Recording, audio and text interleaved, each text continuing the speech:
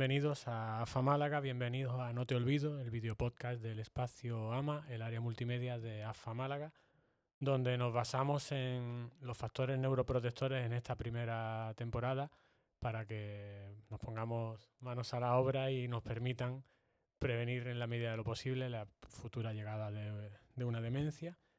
Gracias a la Fundación Unicaja, como siempre, por hacer posible este espacio y nada, pues hoy nuestro 7º programa lo vamos a dedicar a la alimentación como factor neuroprotector contra las demencias y voy a pasar a presentar a las personas que me acompañan para hablar de este tema tan interesante.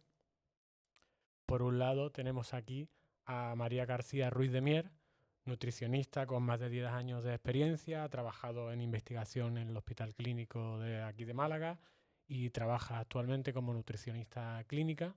Muchas gracias, María, y bienvenida. Gracias a vosotros por la invitación.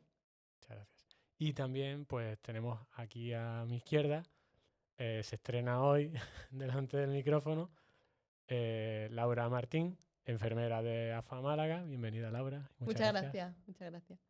Y Macarena Higuera Domingo, psicóloga de AFA Málaga, ya experta en esto del video podcast con nosotros. Esta está gustando.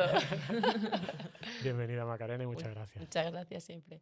Y nada, pues vamos a pasar a tratar el tema principal de hoy, que como hemos dicho es la alimentación como factor neuroprotector contra las demencias. Y bueno, lo primero, siempre la pregunta típica en cada programa es relacionar la temática del programa con la salud cerebral. ¿Qué relación hay en este caso entre la alimentación y la salud cerebral? Yo diría, bueno, la alimentación es como la base de todo, ¿no? Entonces tenemos que tener en cuenta que hay un montón de factores de riesgo que se asocian con la demencia. Entre ellos está la hipertensión, por ejemplo, la diabetes, la obesidad y el consumo de alcohol. Entonces todo está asociado con la alimentación. Tratando estas patologías con una base de cambio de hábito alimentario, ya este riesgo de padecer la demencia se reduciría hasta en un 40%. Entonces, la función de la alimentación es primordial como prevención a determinadas patologías que al final se asocian a esta enfermedad. Claro. Y Macarena, ¿qué diría? Yo como psicóloga al final diría que el cerebro es un órgano que consume mucha energía, que lo hemos estado hablando antes. Entonces, si no te alimentas bien, no tienes donde sacar la energía, ¿no? Es como un coche, es como la gasolina. Si no le echas gasolina a un coche, no va a funcionar bien. Entonces esto pasa con la alimentación y la demencia. Si no te alimentas bien, el cerebro tira de una energía que no tiene, entonces se estresa, se inflama, entonces al final se deteriora. Entonces yo creo que eso es algo básico, pero que a veces se nos olvida. Sí, una alimentación o una alimentación con baja caloría o una dieta hipocalórica, al final lo que se va a asociar es con una sintomatología, como por ejemplo puede ser la niebla mental, olvidos, y todo esto es porque el cerebro requiere un montón de energía, aproximadamente el 20% de la energía que consumimos a través de nuestra alimentación es utilizada únicamente por este órgano. Entonces, si le reducimos demasiado, al final los problemas aparecen. Claro. Claro, y al final en nuestro día a día somos muy activos. Nos Claro. pensamos que no vamos a tener que gastar energía, pero hacemos ejercicio, vamos al trabajo y no, voy a comer poco, pero luego es que hay que comer más de lo que comemos. Claro. Ya si no solo nos metemos en energía y nos metemos, por ejemplo, en micronutrientes, por ejemplo, si reducimos el consumo de antioxidantes, al final lo que vamos a aumentar es la oxidación del sistema neuronal y eso también se va a determinar en un envejecimiento precoz del cerebro. No es solo energía, sino son muchos nutrientes o minerales que hay que tener en cuenta. ¿Qué alimentos debemos de reducir por completo o todo lo que podamos de nuestra dieta de una manera inmediata si queremos cuidar de nuestra salud cerebral? Bajo mi punto de vista y prioritario, lo estamos viendo continuamente, últimamente sale mucho en televisión los ultraprocesados, que no se debería ni de considerar como alimento, es como un producto. porque es un amasijo de cosas, de nutrientes, de fibra, de almidones, de azúcares, de grasas que se forman para crear un producto que al final te vas a comer. Muchas veces no saben ni qué llevan. Nada, imposible. Tú te miras los ingredientes y es que tienen más de 20 ingredientes que la mayoría ni los reconocemos.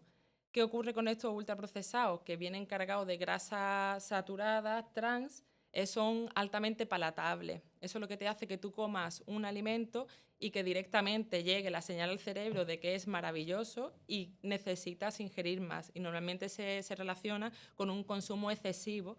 Y encima este tipo de alimentos son altos en calorías, bajos en nutrientes. Reduciría lo primero, lo ultraprocesado. Alto contenido en sal, alto contenido en grasa saturada, bajo nivel nutricional. Eso iría lo primero Eso era el fuera. famoso glutamato, ¿no?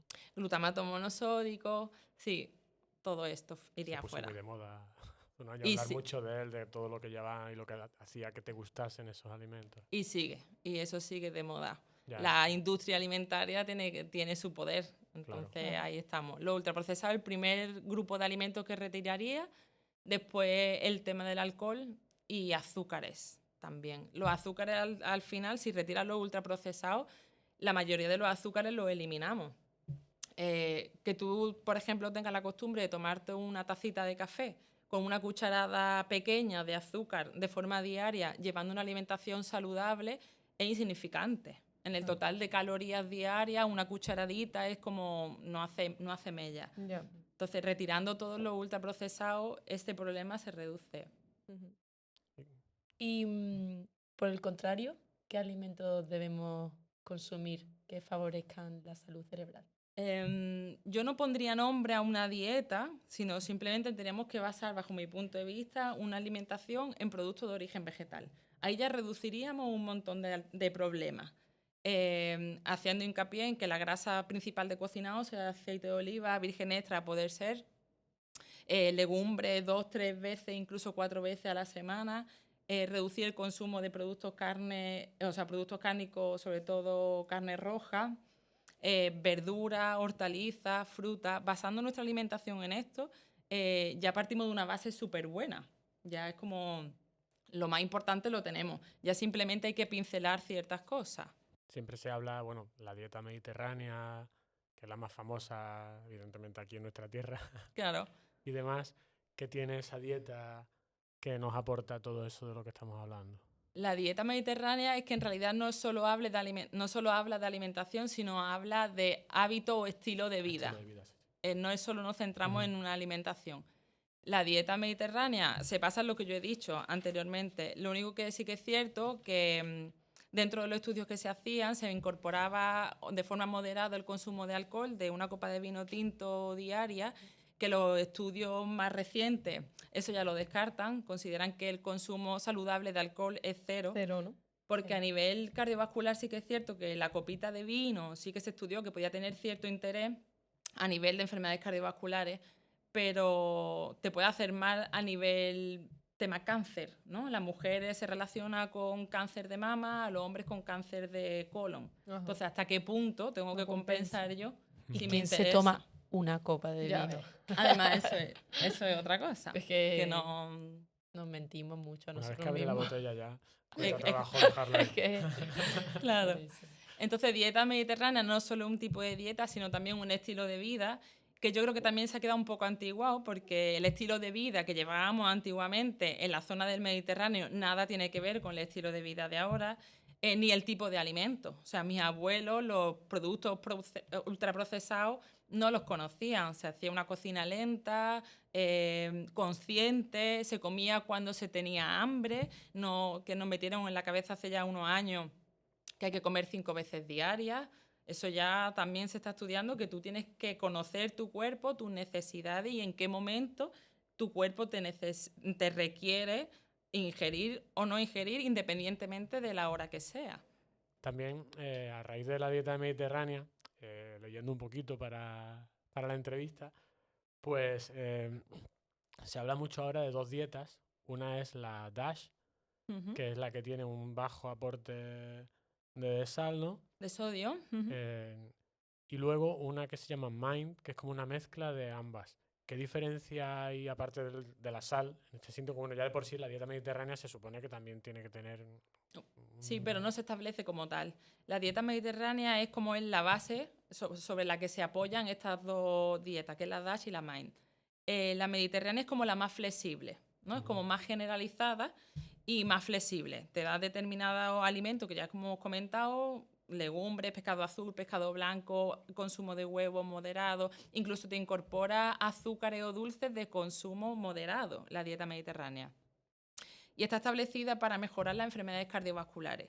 Después aparece la DASH, que es como una mejora de esta propia dieta mediterránea, que lo que se asocia o se establece para mejorar ya no solo a nivel cardiovascular, sino también mejorar la hipertensión arterial. Entonces, lo que se fija fundamentalmente en reducir los niveles de sodio de tu dieta es reducir la grasa saturada y hace un poco de hincapié en meter los lácteos desnatados. Esa es la diferencia fundamental. Que después todo esto tiene que ser muy personalizado. Quiero decir, si tú tienes un gasto energético muy alto, Claro. quizás desnatar todos los lácteos no sería lo más conveniente para ti. Al final cada uno tiene un nivel de energía necesaria que quemar a lo largo del día y lo importante es adaptar la alimentación a tus necesidades. Totalmente. Siempre y cuando sea una alimentación saludable, claro. Claro. Y después la tercera dieta es la MIND, que es como recopilar tanto la mediterránea como la DASH, pero se hacen como 15 grupos de alimentos, 10 que se recomiendan y 5 que se reduce mucho su ingesta. Y lo que se pretende es favorecer el rendimiento a nivel cerebral. Se hace hincapié en determinados alimentos antioxidantes como los frutos rojos y las bayas. Las verduras de hoja verde también se hace mucho hincapié por su contenido en antioxidantes, vitamina E. Y básicamente eso, que va más dirigida a la prevención de enfermedades a nivel cerebral. Como son tan parecidas las tres dietas, aquí lo ideal es ponernos en manos de un profesional y que sea el profesional el que la paute según la necesidad fisiológica de cada paciente, digamos, ¿no? Sí, claro. De todas formas, como hemos dicho antes, la mediterránea es como la más flexible y vamos siendo como más estrictos o más rígidos, pero al final la dieta MIND lo que te está haciendo es hacer hincapié en determinados nutrientes muy interesantes a nivel cerebral. Entonces, yo si tuviera que elegir una, elegiría siempre esa. Porque si tú no tienes ningún tipo de problema que te impida tomar determinados alimentos, como cierta alergia a los frutos rojos y tal, ¿por qué no utilizar siempre, tener esa como base primordial? Sí, para toda la población, digamos, que no tengan... Claro. Y también me gustaría añadir el ponerse en manos de un profesional y lo que hemos estado hablando antes, ¿no? El no perder la propia conciencia de uno, observar qué alimentos te sientan bien, cuáles te dan más energía, o sea, que no perdamos esa conciencia de que la salud la puedes poner en manos de otros, pero tu salud. Entonces, no solo qué comes, sino cómo lo comes. ¿Realmente estás en ese momento comiendo lo que estás comiendo o estás comiendo estresadísimo? Yo creo que esto es importante, porque al final, ¿no? Los profesionales son los profesionales, tenéis el conocimiento, pero si tú no te encargas de cuidar de ti, ¿quién se va a encargar? Yo creo sí, considero que eso es súper importante, pero yo puedo intentar cuidar de mí, pero si no tengo las herramientas, también es muy importante buscar profesionales que te puedan ayudar. Yo en consulta de nutrición, en un montón de ocasiones derivo a psicólogos. Sí. Quiero decir, tú vienes teniendo un problema relacionado con la alimentación, pero en realidad tu base principal no es la alimentación, sino un problema emocional quizás. Entonces hay que ir derivando a los distintos profesionales. Claro. Eso sí, de hecho. Y quería que ella aportase un poco esa información a nivel psicológico. Sí, porque ahora se está viendo mucho, y es real, ¿no? Que hay muchas personas que están sufriendo a nivel intestinal, o de sobrecrecimiento bacteriano, o que conocido SIBO, ¿no? Sí, conocido SIBO, todo me sienta mal, da igual lo que coma, o voy a restringir la ingesta de gluten, o no, millones de cosas que tomamos decisiones nosotros mismos por sobreinformación, también por escucharse, pero de nuevo por falta de conocimiento real, y mucho está relacionado con la salud emocional. Totalmente. Entonces, claro, pero lo tapamos, Sí, lo claro. tapamos. Sí, sí. Sabes que algo está pasando en tu vida que no te está permitiendo relacionarte de una forma saludable con la alimentación, pero no lo reconoces. Porque duele más reconocer que algo te está pasando en tu vida que no te gusta que decir, no, es que este alimento a mí me siente fatal. Claro. Entonces eso yo lanzo aquí un mensaje de prestemos atención de si está pasando algo que te esté sentando mal a nivel emocional y por tanto te esté sentando mal el alimento. Sí, Tú lo claro. verás en consulta. Continuamente. O sea, ya te digo que yo a un montón de pacientes los tengo que derivar porque yo no tengo las herramientas para Claro. ayudarlos. O sea, tú vienes con trastorno de la conducta alimentaria por atracones y tú lo que tienes al final es una ansiedad porque tú a nivel laboral estás agotada. Claro. Entonces no sabemos manejar ese tipo de cosas. Y como al en final. este podcast queremos lanzar el mensaje de la prevención de la demencia, pero que esto es desde pequeñitos. Entonces, si aprendemos a alimentarnos de una manera saludable y que no solo sea el alimento, sino cómo comes, Ujú. verlo como algo que te está regalando pues la tierra, ¿no? Mm. Y que estás siendo un privilegiado por comer, pero ¿cuántas veces vemos a la gente en un segundo en el trabajo, Con el teléfono, con el mirando. teléfono? Y Continuamente. al final ese alimento no te nutre, pero no porque no sea nutritivo, sino porque es que no se puede ni digerir bien con lo rápido que vas. O sea, es que el momento de comer no le damos la suficiente importancia que Se ha realmente perdido un poco el tiene. ritual Totalmente. Sí, de sí. de la comida. Mm. El hecho de sentarte en la Literalmente. mesa, prepararlo todo, socializar con tu familia, tal. Ahora se ha convertido en comer para no morir, como quien dice. Literalmente. Totalmente, para sobrevivir. Sí, Sí, sí. es verdad. O para darte ese placer, ¿no? Esa ansiedad, vas Eh, tapando ahí Reducirla. con el ultraprocesado. Mm. ¿Y maneras de cocinado, María? ¿Hay Maneras de alguna? cocinado, yo diría irnos para atrás, como antiguamente se cocinaba. Obviamente los tiempos no son los que había antes, pero olla caliente, horno. Ahora está muy de moda la air fryer y yo lo digo muchas veces en consulta, creo que muchas veces no está viniendo bien, porque tú utilizas la air fryer como un método de cocinado rápido, pero al fin, y dice, está bien porque utilizo poco aceite y siempre está se demoniza el aceite, ¿no? Como grasa, que aporta muchas calorías, pero quizás estamos haciendo una visión incorrecta, porque al final lo que están metiendo en la air fryer son productos ultraprocesados de rápida elaboración. Compra las típicas croquetas congeladas. Claro, si tú me dices que Sin vas a aceite, hacer, pero- claro, si tú me haces que vas a hacer una pechuga y te vas a hacer una verdura en la air fryer en 15 minutos, me parece fantástico. Pero si tú vas a cambiar un cocinado a la plancha o al horno para meterte unas croquetas de forma rápida en la air fryer, pues creo que al final no estamos obteniendo el beneficio de retirar el aceite. Estás quitando la fritura, pero al final el procesado sigue siendo el mismo. Claro. Y hablando también un poco de lo que habéis dicho a nivel de empezar desde el principio, desde la niñez y demás, hemos comentado fuera de micro el tema de los comedores, de los colegios y demás. Van cambiando cosas, por suerte. Sí. Ya no es el mismo enfoque ni la misma mentalidad que había hace 30, 40 años, incluso hace 15. Ujú. Pero, ¿cómo veis ese tema? ¿Cómo lo ves tú como nutricionista? ¿Crees que hay cosas que hay que mejorar todavía? Como nutricionista hay que mejorar muchísimas cosas en los comedores escolares, independientemente que la mayoría o que muchos de ellos intentan incorporar su cocina propia, como hablábamos antes, dentro del centro. Lo que son primordiales y mayoritarios son los catering, y al final también he trabajado en catering, en restauración colectiva, y ahí te das cuenta la calidad de los productos deja mucho que desear. Claro. Teniendo en cuenta que estamos alimentando a niños que están en crecimiento, que es como la base fundamental para que tengan un crecimiento correcto, activo. Es complicado. Y otra cosa que quería comentaros antes en relación a la prevención, como hemos dicho, factores de riesgo para que aparezca esta demencia son enfermedades como la hipertensión, la obesidad y la diabetes. Tiro un poco para mi lado, y ¿dónde están los nutricionistas en salud pública? ¿No? Si Claro. queremos hablar de prevención, vamos a evitar determinadas patologías y si evitamos estas patologías, evitamos problemas mayores. ¿Dónde están los nutricionistas cuando se les diagnostica a alguien una hipertensión arterial o una diabetes? Claro.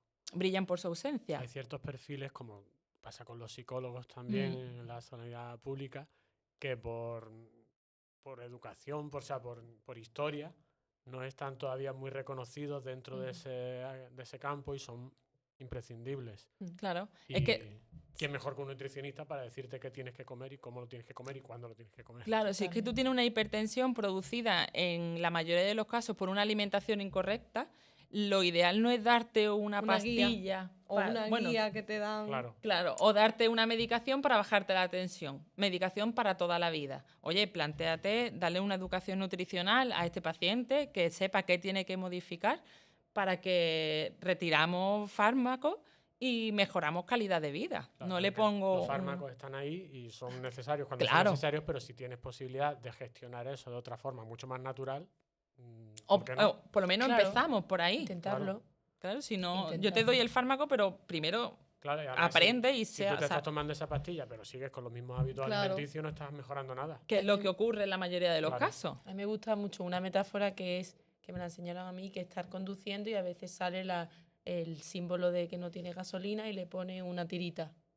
No Pues lo igual. ves, no lo ves, pero está ahí. eso está ahí. Lo Y mismo. esto es igual. Ujú. Se tapa con un medicamento que sí, que son necesarios Claro. y aquí no venimos a eso, pero que vamos a la raíz del problema y con la nutrición lo hemos estado hablando antes. Igual tienes SIBO, igual estás teniendo problemas con la alimentación, que es lo que se ve, pero ¿dónde está la raíz del problema? El trasfondo es El otro. trasfondo es otro. Ujú. Y María, no es solo qué comemos, sino qué piensas tú de la alimentación de temporada, de la alimentación local. ¿Lo ves importante? Para mí prioritario es intentar comprar más en mercado y no tanto en supermercado, ¿vale? Porque cuando entramos en supermercado entramos en alimentación superflua. Alimentos ultraprocesados, como hemos estado hablando antes, y no alimentos tan naturales como encontramos en los mercados. Y después, para mí, prioritario, kilómetro cero. O sea, saber comer de cercanía, alimentos que se producen en tu zona. Ayudamos también a los agricultores, a los Claro, pequeños a tu agricultores, entorno. al entorno. Normalmente alimentos con más potencial a nivel nutritivo, porque si tú compras un melón en el mes de junio en Málaga, tú lo habrán recogido 15 días como mucho antes, supongo yo, de ahí no sé yo, se me pierden los días, ¿no? Pero hace poco tiempo, donde se ha recogido directamente de la mata y su concentración en nutrientes es bastante más alta que si viene a lo mejor de Perú, que tiene que pasar por barco durante tanto tiempo, el transporte, y al final ha recogido un fruto que no está maduro en la planta. El tomate es uno de los mejores ejemplos de eso. Los tomates que venden en las grandes superficies No sabe a cuesta que tomate. sepan a tomate. Claro. Y sin embargo, si te vas a cualquier mercado donde vas a comprar tomates de cártama, de pizarra, o vas a comprar aguacates de la Sarquía y tal, ese producto sabes que, aparte de ser ecológico en la mayoría de los casos y demás, va a ser un producto bien cuidado, con mucho sabor y con Está mucha rico. potencia, que luego también va a influir positivamente en lo que tú creas, en el alimento que tú haces, en la comida que tú preparas. Cuando tiras de productos de calidad, la comida también gusta más, con lo cual también te apetece más comértela, y todo eso cuenta. Claro. Así que yo creo que es muy importante también eso, el tirar de cercanía, productos de proximidad, de temporada, y evitar en la medida de lo posible. En la medida de lo posible ecológico, quitamos Claro. también un montón de tóxicos que no son interesantes. Y Tenemos esto, más ¿sabes? capacidad Desde también pequeño. de nosotros poder, el tema de la B12, Claro. si tiramos de productos ecológicos es más factible que tú puedas procesarla como se hacía antiguamente, Claro. como Y hacen eso los animales. desde pequeño, ¿no? Es interesante porque cada vez más estamos más desconectados de saber de dónde viene el alimento.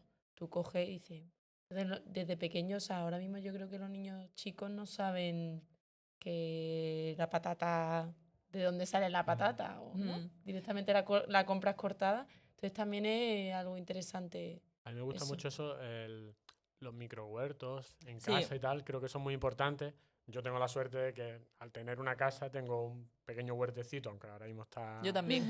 yermo. El mío está igual, esperando ya a marzo. Yo es que tengo que intentar mejorar el aislante porque es justo una terracita y entonces tengo alguna filtración. Claro. Tengo que aislarlo bien y impermeabilizarlo para seguir plantando. Pero a mi niño, pues entonces le encanta salir, ver que está creciendo la acelga, que está creciendo el pimiento. Mira, papi, lo quiero coger yo. Y todo eso influye mucho también en la alimentación. Ellos ven cómo sale y tienen más ganas de poder Le apetece consumirlo. comerte. Claro. También en muchos colegios están haciendo ya Sí. algunas rutinas de huerto y van cambiando verano, invierno. También interesante para los niños. Que los supermercados nos han hecho más fácil la vida en cuanto a que en un segundo llegan al supermercado, pero al final ir al mercado andando a tu barrio a comprar, vas andando, subes la cuesta con las bolsas, a poder ser de tela o de red, pero ya te mueves. Entonces tú ya estás cuidando ahí la actividad física que lo hablamos y la alimentación, y si puedes socializar con alguien, pues al final todo mejor. suma, pero es cierto que vivimos en época. un día a día en el que nos falta tiempo para todo y cuesta muchas veces trabajo, pero hay que concienciarse, igual que nos apuntamos a un gimnasio y tal, podemos hacer otras cosas, pequeños cambios, no tenemos que cambiar de la noche a la mañana nuestra rutina ni nuestros hábitos, pero sí tenemos que ir modificando para intentar mejorar en la medida de lo posible nuestra alimentación y nuestra vida social y nuestra actividad física. Un último mensaje es que creo que una de las cosas que más normalizamos a día de hoy es el estrés crónico, que al final afecta a todo. El estrés crónico al final, la inflamación crónica de bajo grado, que al final afecta a todos los sistemas de tu cuerpo. Y es lo que más normalizamos. Y eso el también vivir te lleva en constante alerta. A mí me pasa, yo soy un poco yonki del azúcar. Yo salgo muchas veces y necesito un chute de azúcar. Y yo creo que es por eso, el mismo estrés te hace necesitar algo para meterte un aporte energético rápido que te pegue el bajón, al final, o sea, que es una droga. Sí. Al final tiene un proceso muy similar. Yo aquí tenía algo escrito, y es verdad que como el estrés al final te mantiene en modo supervivencia, alerta, es que el cuerpo no digiere, no funciona bien. Entonces, dejamos eso de lado, seguimos estresados, pero nos sienta todo mal al final. Claro. Resistencia a la insulina, síndrome metabólico, o sea, es que lo que decimos. Aprendamos más como desestresar. Y no digo yo que a mí los programas me están sirviendo. Y a nivel de nutrientes, se habla de antioxidantes, vitaminas, proteínas y demás. ¿Qué nos aportan y cuáles son imprescindibles? Vale, aquí me gustaría... O sea, no podemos ver a los nutrientes de forma independiente. Yo creo que esto es un error bastante grave, porque la idea no... O sea, tú no comes nutrientes, tú comes alimentos. Entonces, no me estoy tomando una pastilla para cubrir... el omega 3 hemos dicho antes que es como muy importante, ¿no? Pero flavonoides o polifenoles, tú no tomas tal cual una pastilla, tú te tomas un alimento completo, que no hace su misma función si lo tomas de forma independiente. Hablamos, por ejemplo, de los nitritos, ¿no? Si tú te tomas nitritos dentro de un vegetal, como puede ser a lo mejor la espinaca, este nitrito va acompañado de una fibra, acompañado de otros antioxidantes, de la vitamina E. Entonces, es muy interesante a nivel nutricional y a nivel beneficio. Sin embargo, si miramos a los nitritos dentro de, a lo mejor, procesados cárnicos o los embutidos, ahí esa función beneficiosa la está perdiendo porque está acompañado de un gran contenido en sodio y una gran cantidad de grasa saturada. Entonces, no deberíamos de ver los nutrientes de forma independiente o aislada, sino de forma completa. Claro. Y la única forma completa es viendo el tipo de alimentación que estábamos recomendando antes.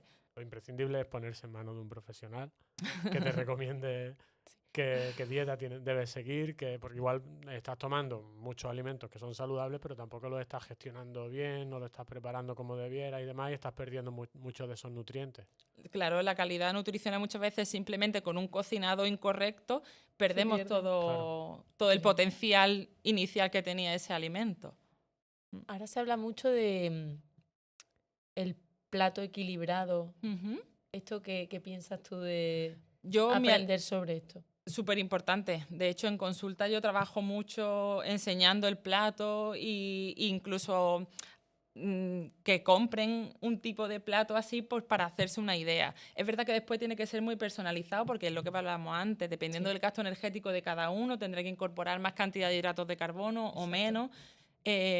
O mayor cantidad de grasa o menos cantidad de grasa, pero distribuir el plato de forma que el 50% de tu plato sea procedente de origen vegetal, ahí metemos frutas y verduras, un 25% de parte proteica y un 25% de parte de carbohidratos, ya estamos mejorando mucho. Pero ya no solo eso, el carbohidrato debería ser complejo a poder ser integral, cereales integrales, la legumbre, o sea, la proteína que no sea siempre procedente de carne, que sea procedente de legumbre, que sea huevo, que sea pescado azul, pescado blanco. Entonces, enseñando el plato saludable es muy visual y la gente como que se queda Ayuda muy mucho. bien. Sí. Ayuda mucho. Y también te hace ser consciente de que solemos tener miedo a veces a los carbohidratos. Ujú. Y esto, claro, es que cuando hablas mucho sobre el tema de la nutrición, es que cualquier nutricionista te lo dice, y más en las mujeres.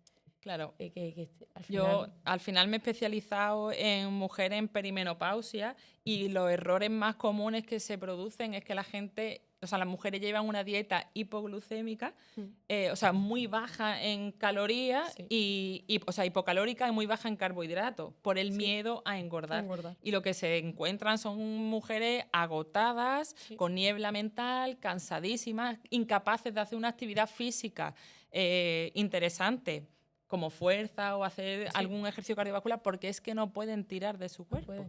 Le falta energía, le faltan hidratos de carbono. Entonces, no es el hidrato de carbono, es cuándo y en qué proporciones.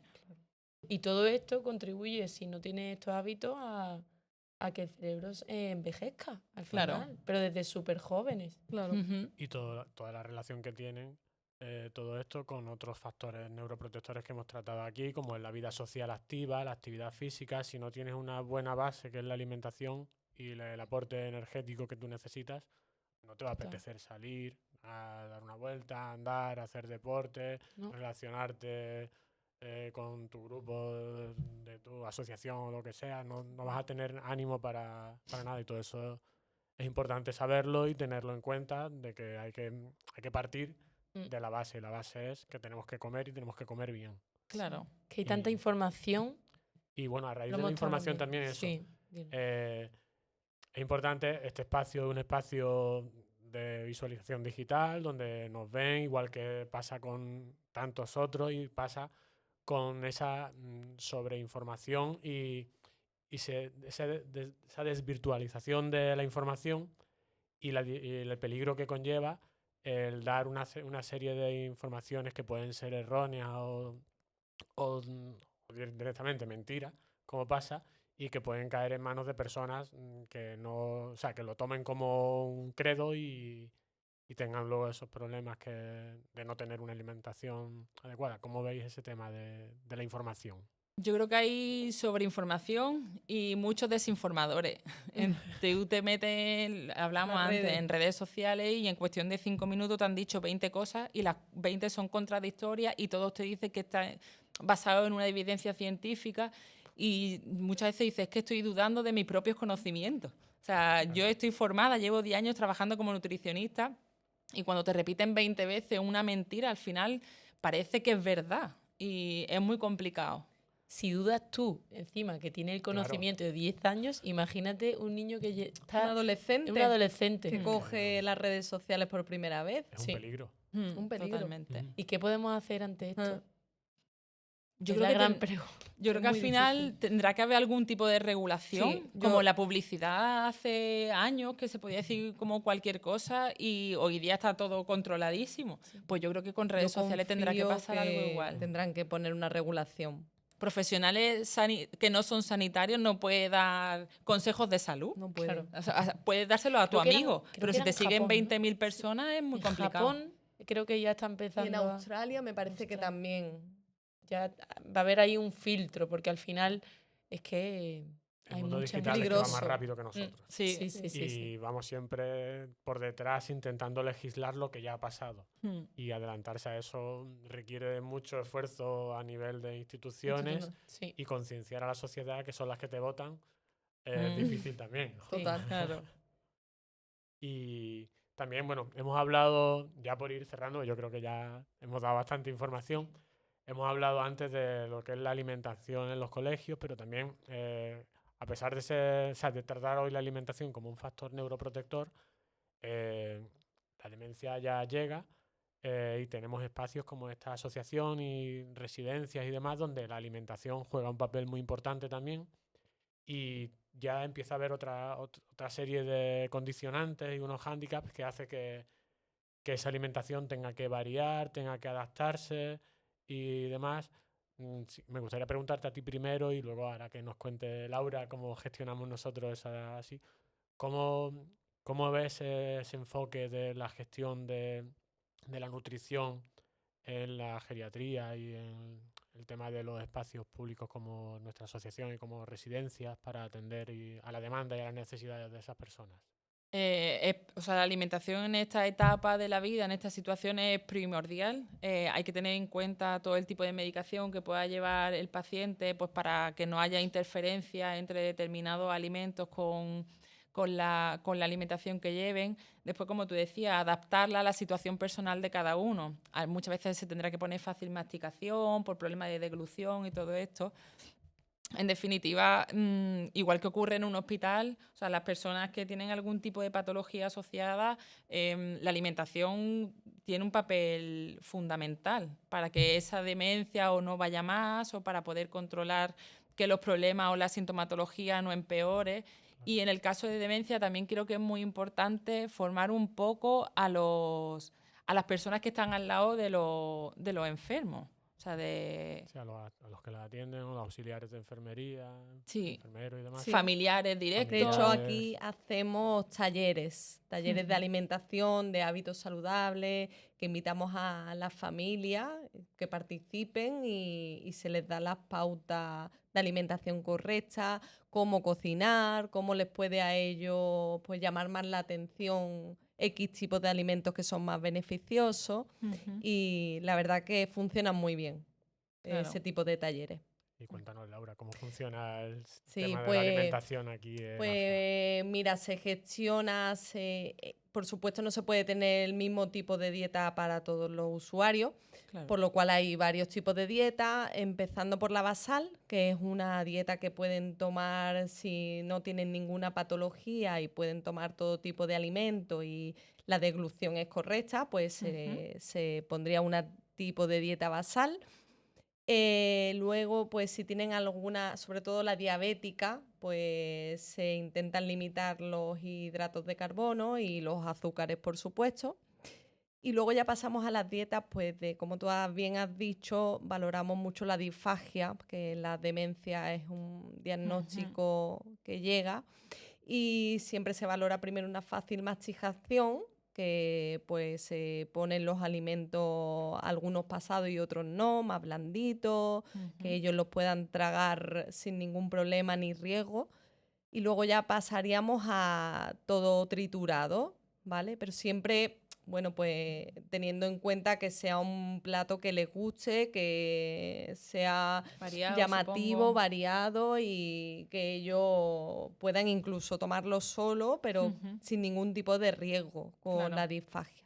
Ujú. Tenemos mucho en cuenta todos los auxiliares de sala, junto con enfermería, pues nada más que ellos notan que un paciente tiene algún Empieza a tener problema, problema de deglución. sí, ya hacemos una valoración conjunta, se avisa Ujú. al familiar y se cambia el tipo de dieta. También Claro. es importante, ya no solo a nivel de alimentación, sino a nivel motor de los usuarios, fomentar que sean ellos lo más independiente Exacto. posible a la hora de alimentarse, que no sea tan rápido no El puede comer paso bien a- directamente, te lo doy yo, tal. Claro. Aquí se No, no, intenta no. trabajar para que ellos, en la medida de sus capacidades, puedan comer solos. Y creo que también es muy importante porque se sienten que son capaces todavía, que pueden Claro. hacer cosas y no directamente pasar a ya no vale para nada, ¿no? No. Claro. Incluso lo que he comentado, que a veces se pone una fácil masticación o una turmi incluso, pero el paciente sigue comiendo por él mismo. Ujú. Sí, eso es muy importante Muy y aquí la importante. verdad es que Eso se lleva muy a bien. nivel psicológico y emocional es muy Mm. importante. O sea, que la persona se siga sintiendo útil, aunque sea como para comer, eso afecta muchísimo en su autoestima. Ujú. Claro. Pues vamos bien, muy bien de tiempo y yo creo que los contenidos que teníamos pensado tratar y demás se han tocado bien. Sí. No sé si tenéis alguna cosita así que queráis añadir más, alguna Yo creo que no. idea que se haya podido quedar ahí. Yo creo que bastante completo. Y nada, pues directamente vamos a ir a pasar al último bloque. Ya te vas a quedar sin canciones, ¿no, Macarena? Te lo juro, de verdad, digo, ¿ahora cuál digo? Siempre me gusta que todos los que participan en nuestros videopodcasts propongan, esta sección se llama Las canciones de nuestra vida, que propongan una canción que sea importante para ellos y va a nuestra lista de Spotify, donde tenemos ya casi 100 canciones, cada una de su padre y de su madre, pero creo que es lo bonito. Mm. Y bueno, yo en este caso